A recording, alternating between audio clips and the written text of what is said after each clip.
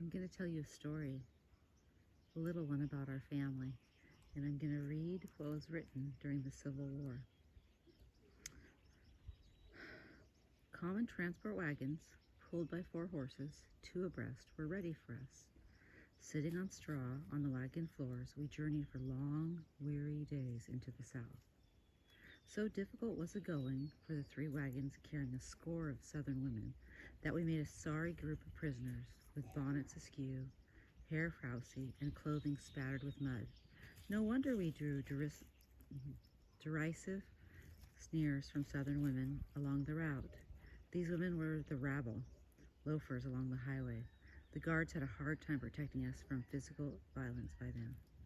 Once, when the transport had stopped in its tracks, a heavy-set Southern woman struck out her tongue at us and called to her next-door neighbors, "Liz, come out and see the Yankees. Now they know what war is." The other woman, with a child in her arms, came out and yelled, "Look at this hussy." She pointed directly at me and reached out an angry claw as if to drag me from my seat. Luckily, the guard forced her back, but she spat savagely at me, calling out her contempt in a language which caused us to cringe and put our hands over our ears.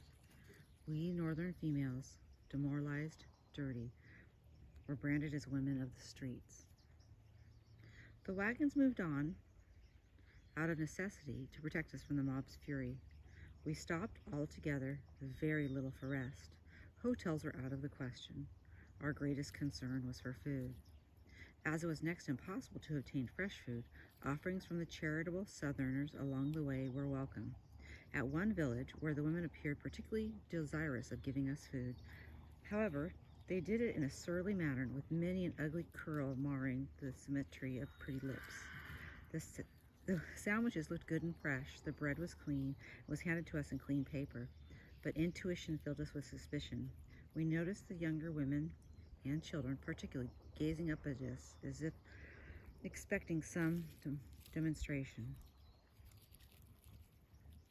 There were facial demonstrations very soon, for when we half-famished women bit into the sandwiches, we discovered that the bread had been spread with soap.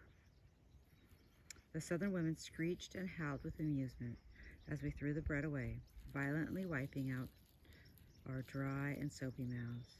The guards, however, were more than apologetic for the shameless womenfolk. My family's from the South. Most of them fought as Confederates. Some fought with the Northerners. I have a really interesting book that's excerpts from many family members, and I'm gonna start reading them and talking about the family. These women were taken actually to prison. Can you hear the growl? And this is their story.